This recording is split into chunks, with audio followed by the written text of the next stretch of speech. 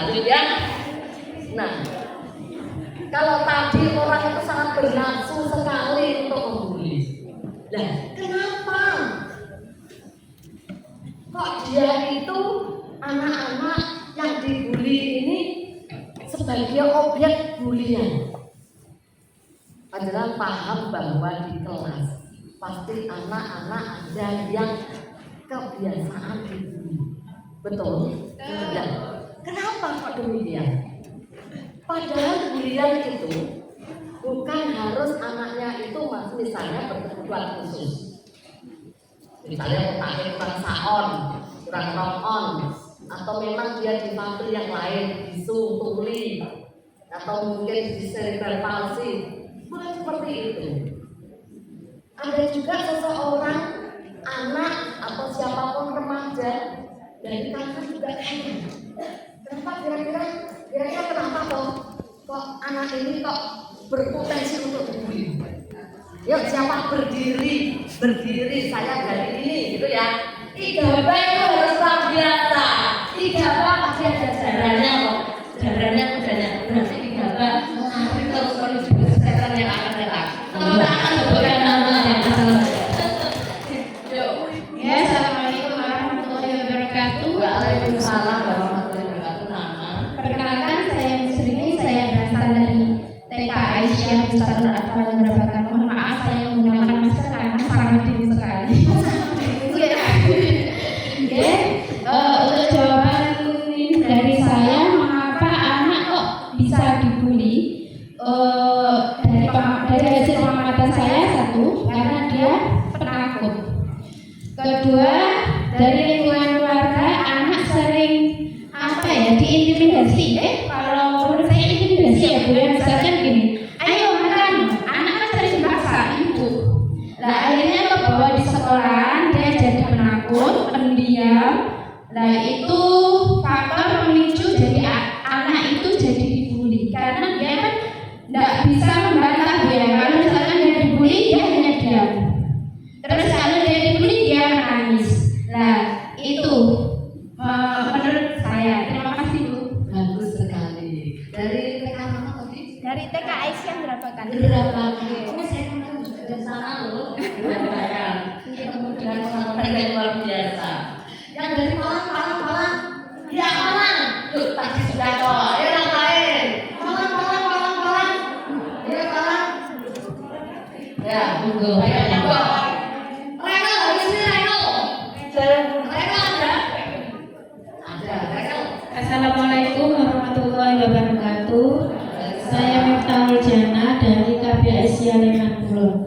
Mengapa anak itu bisa dibully dengan temannya? Karena bisa jadi, kalau saya melihat anak-anak sekarang itu, kadang kita itu merasa sendiri dan kayak tidak punya teman sekumpulan kayak gitu Bu. Jadi gimana ya, apalagi anaknya penakut, tidak berani melawan dengan tindakan-tindakan temannya. Jadi otomatis kayak sering diincar jadi bahan bulian teman-temannya yang mereka punya sekumpulan kayak gitu. Ya, dari mana? Namanya siapa? Sudah saya sampaikan, saya tahu Jana dari Malang. ya KB Aisyah Leman Kulon. Ya, terima kasih. Bagiannya sama sedikit. Ya, kan dari Reno. Ibu tadi sudah loh. Ayo lagi, yang Reno. Monggo. Reno. Halo. Ya, ayo. Reno. Monggo. Sebutkan nama dan asalnya. Nama saya Martika Aisyah. Saya dari Tangsel. Saya juga pakai masker karena di sini. Ya. Kalau menurut saya faktor terbesarnya itu karena psikologis anak, karena internalnya anak sendiri. Mungkin karena mentalnya si anak yang kurang kuat. Di rumah tidak dibiasakan untuk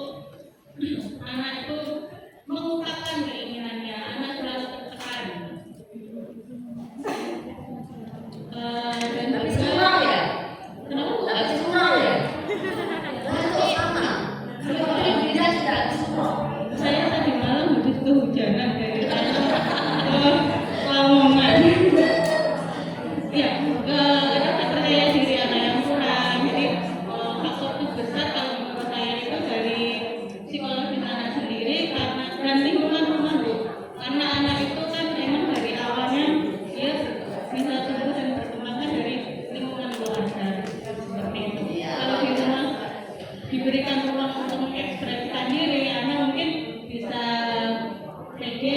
Tapi kalau anak di rumah tidak dikasihkan ruang untuk mengekspresikan diri, akhirnya kan rasa percaya diri anak itu berkurang. Iya, tepuk tangan semuanya. Ibu-ibu, memang bermacam-macam alasan kenapa anak itu berpotensi untuk dibully. Kembali lagi kepada ketahanan keluarga. Saya mempunyai contoh. Saya mempunyai teman yang ada di Pemda, ya. Dia itu putranya luar biasa. Akan tetapi kalau ada ibunya langsung bisik-bisik sama ibu, menang kelekep. Nah, kenapa demikian? Ibu itu berpotensi sekali menular kepada anak. Biasanya anak itu menyampaikan pendapat, kurang-kurang ibu mendekat. Bagaimana anak bisa mengungkapkan semua isi hatinya kalau belum anaknya disekat? Dan kue mergope ini makan ini, aku harus ngajari kok. Yang namanya anaknya akhirnya menjadi diam. Itu anaknya bisa berbisik-bisik dengan adiknya, kakaknya. Om itu diam kok. Akhirnya dia terbawa di sekolah. Yang benar dia untuk menyampaikan tidak bisa karena lihat gurunya apalagi lihat ilmu wes langsung menangkap cep. Itulah. Dan ada lagi macam-macam permasalahan. Tiap hari bapaknya itu selalu nambahin break. Ada lagi masalah bapak-bapak yang mencetak duit harian atau duit belanja itu juga bisa menjadikan anak itu trauma. Paling tidak itu ibunya kan juga berkeluh kesah. Ini bapak mungkin duit kosak ini, jadi bapak ibu mau kayak ini hitung. Ada yang ada di sini ada, di sini ada, pasti ada. Ayo lagi ngomong. Jangan aku, Bu. Iya betul. Itu bisa loh membawa pengaruh psikologis anak. Ada lagi juga yang orang tuanya itu selalu berselfie ke sana sini, bersosialita. Anaknya juga pasti ikut bersosialita di sekolah. Maka dia tampilnya kan lain daripada yang lain. Ya, iya. Nek orang kunciran maksimal biasanya orang itu satu judul. Nek biasanya orang kunciran maksimal dari satu punya dari sprek. Dan dia bermodel bergaya-gaya. Nah, inilah PR daripada guru-guru. Kalau ada anak seperti ini, saya harus bagaimana? Kalau ada anak yang suka berselfie atau bersosialita, saya harus bagaimana? Kalau ada anak yang diam sekali, saya harus bagaimana? Kalau ada anak yang berkebutuhan khusus, misalnya otaknya kurang, saya harus bagaimana? Ibu-ibu, panjenengan adalah awal dari prosesnya anak-anak menuju ke generasi emas yang akan datang. Maka walaupun bayarannya panjenengan ya masih di bawah, orang jenengan ayu. Saya penting ayu dhisik, ya kan? Tapi panjenengan jangan dipikir kalau bayaran ini masa ini itu tidak membawa rezeki yang lain. Mesti suaminya panjenengan atau anak-anaknya panjenengan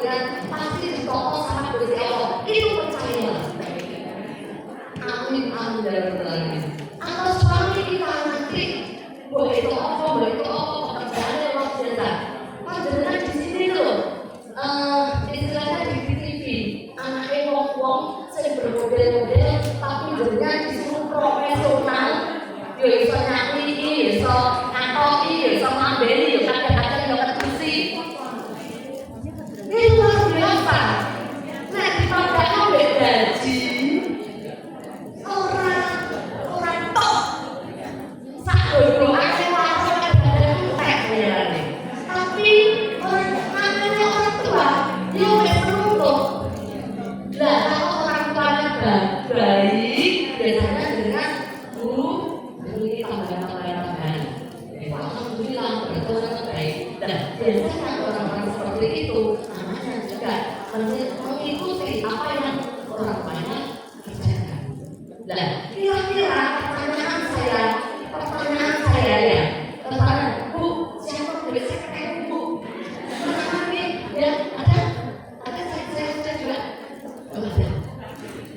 Pertanyaan saya, kira-kira apa yang jenengan lakukan?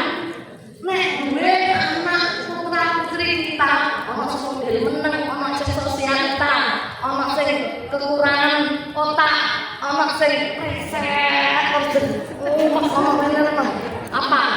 Yuk berdiri, angkat tangan dan jawab. Tenang dulu, berarti lo ya, berarti lo,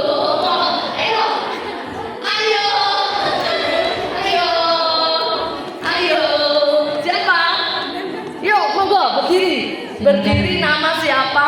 Ini luar biasa loh duanya. Terima kasih. Saya mohon izin menjawab. Ya. Dari pertanyaan Bu Sri Rahayu, perkenalkan saya Bu Kurniawati dari TK Aisyah Bustanul Akal 32. Sebenarnya saya menyampaikan bahwa tidak ada anak yang berhak untuk dibuli. Tidak ada anak yang berhak untuk dibuli dan tidak ada anak yang mau untuk dibuli. Bagus, tepuk tangan dulu. Untuk menanggapi pertanyaan dari Bu Sri, jadi bagaimana kami harus bersikap sebagai ibu ataupun sebagai guru?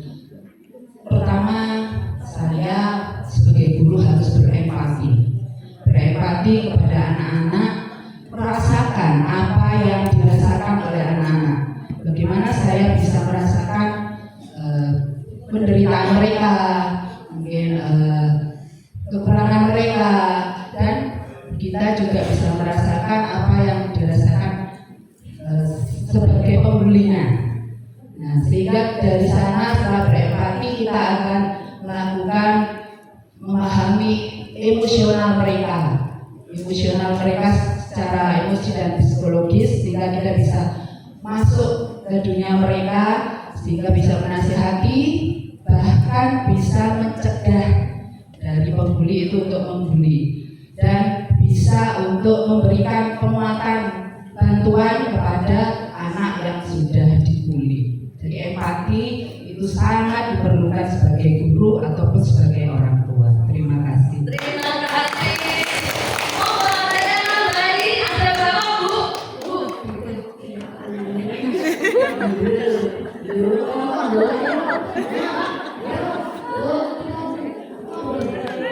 Iya. Ayo, siapa lagi yang bisa nambahin baju kenal lagi? Iya.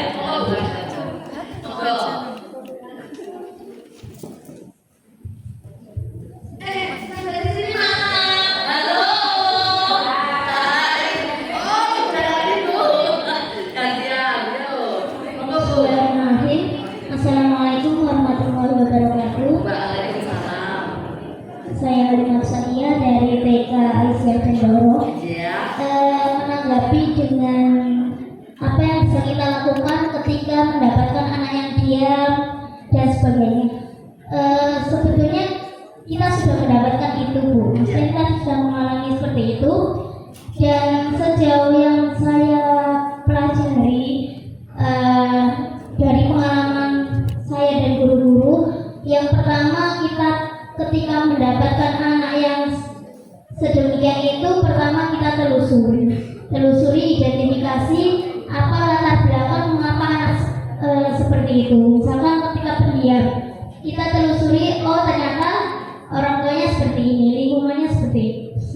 juga. Kemudian setelah kita identifikasi, kita beri perhatian sesuai porsinya. Jadi ketika ada anak yang membuli, kita cari tahu, kita sudah tahu oh masalahnya berarti anak itu di rumah melihat ayahnya yang suka mukul ibunya. Jadi kita tidak menjudge anak itu nakal dan sebagainya, karena mungkin anak tersebut mencontoh dari apa yang dilakukan oleh anggota keluarganya. Kemudian yang ketiga adalah komunikasi terhadap orang tua. Jadi ketika misalkan gini Bu, anak jenengan seminggu ini menjadi pendiam. Setelah diidentifikasi ternyata kita sampaikan ke orang tua untuk bagaimana menyelesaikan di rumah. Itu sebagai membantu ketika anak itu bereksplorasi di sekolah. Mungkin 3 hal itu yang mungkin bisa menjadi pertimbangan untuk menangani anak-anak tersebut. Terima kasih. Assalamualaikum warahmatullahi wabarakatuh. Waalaikumsalam warahmatullahi wabarakatuh. Yuk, yang terakhir Bu Hasanah, monggo. Yang terakhir Bu Hasanah. Ditambahin yang lebih spesifik, yang lebih greget lagi. Kira-kira apa? Monggo.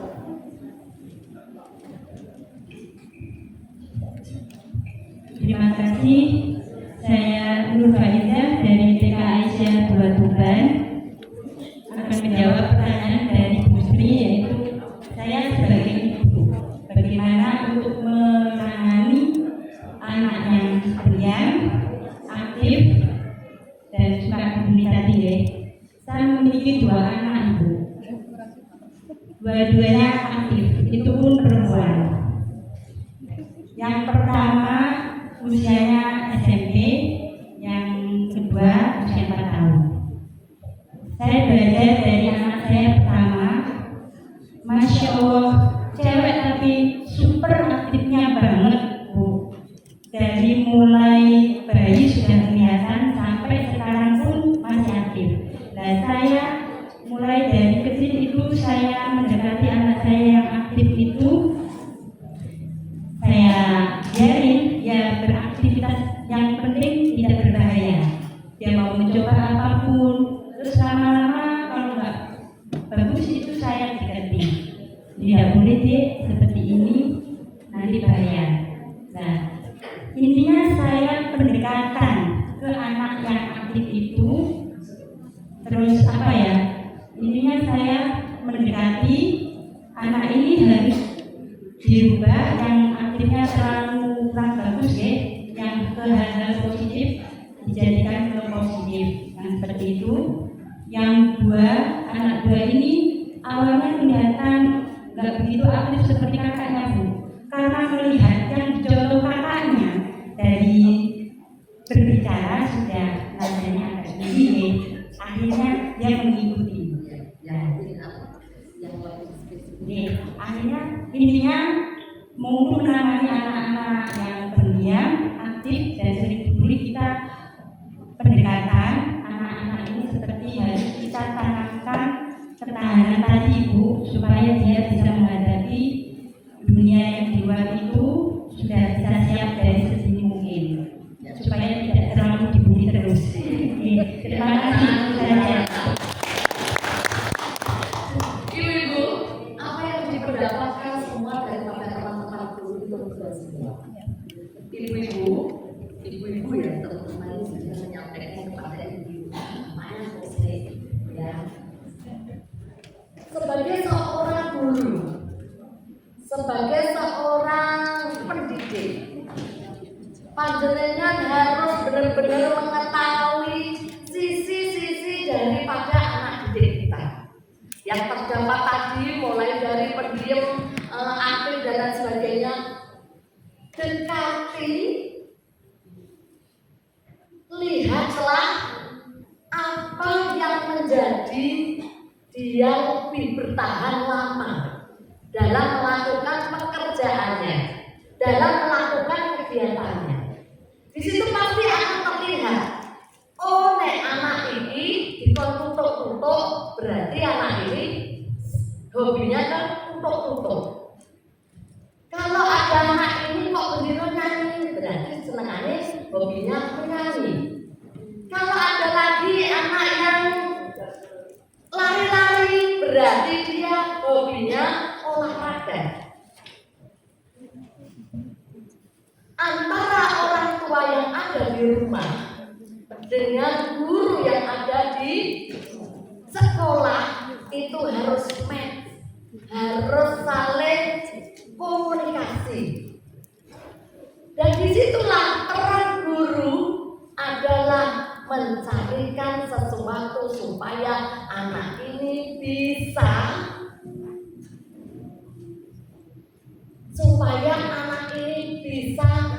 diakui. Kalau anak ini bisa diakui dari rumah atau dari sekolahan, insya Allah dia untuk membuli itu akan berkurang. Bagaimana caranya?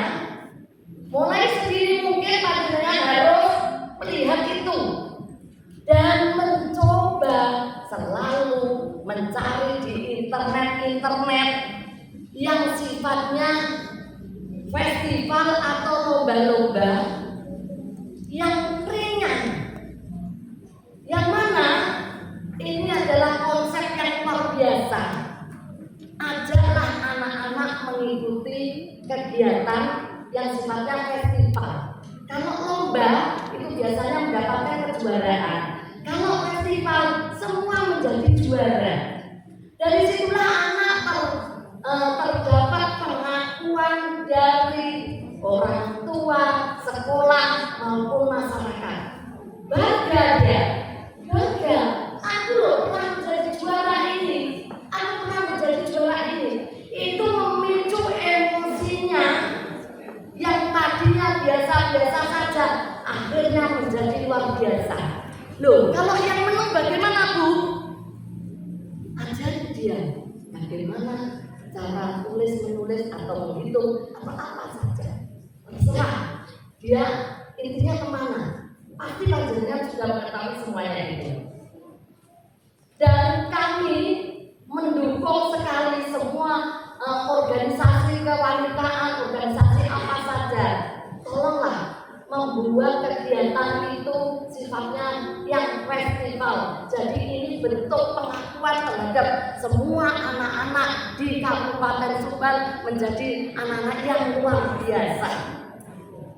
Ibu-ibu, jangan dipikir kalau saya sebagai anggota dewan, suami saya sebagai sekda kabupaten, anaknya tidak dibully. Tidak. Anak saya pernah menjalani sekolah SD. Bilangnya seperti ini, Ibu, aku ini loh Ibu, konco-koncoku wis duwe prestasi kok aku belum. Sebagai seorang ibu langsung dek, oh, anakku berarti ingin maju. Pada waktu itu orang tanggap, guru-gurunya itu tidak tanggap. Yang ditonjolkan ini Ibu, penting sekali. Yang ditonjolkan adalah anak-anak yang intinya anaknya masuk oke, yang kedua yang cerdas dalam akademik, yang ketiga yang biasanya main-main terus. Ini nggak bisa. Tataplah wajahmu, tataplah matamu untuk anak-anak semuanya tanpa tebang pilih. Maka ibu-ibu, kenapa ada guru harus duduk bersama anak-anak?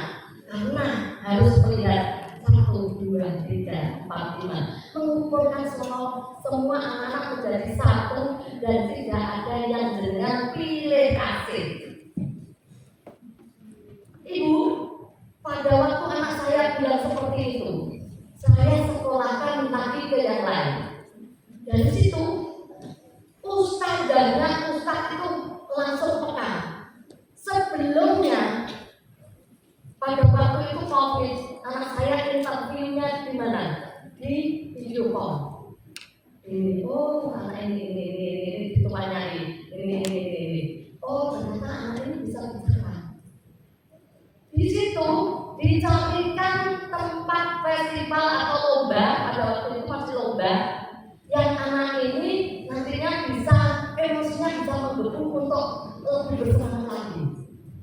Langsung ibu diikutkan kejuaraan itu perlu diketahui ya, nek golek jenis lomba atau festival ikutkanlah yang mengikuti itu sedikit. Supaya apa? Supaya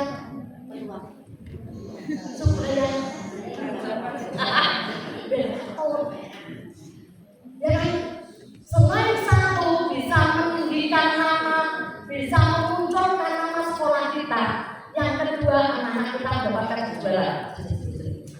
Itu langsung anak saya dicarikan lomba yang pengikutnya sedikit, langsung jadi juara nasional. Semangat ya. Saya ngomong-ngomongan guru akhirnya sekarang menjadi seseorang anak yang luar biasa, menjadi ketua forum anak, menjadi duta anti narkoba, menjadi apa yang belakang ini kamtipas untuk remaja. Ini perlu kita acungi ibu dulu. Wah, aku luar biasa. Aduh sayangku, besok ini peluklah, berusaha untuk ini bisa disampaikan kepada ibu semuanya yang ada di wali murid. Ibu, tolonglah, peluklah anak Anda, peluklah, rangkul dia, tanyai dia, disayang, sinyak siuk, dia masih ngomong, ibu aku ini. Itu kuncinya dari keluarga, ya. Karena semuanya yang ada permasalahan di luar ini, masalah pembulian, masalah pelecehan seksual dan sebagainya, intinya adalah di ketahanan keluarga. Paham? Sepakat? Yuk kita lanjut. Saya minta diputarkan yang ini. Minta diputarkan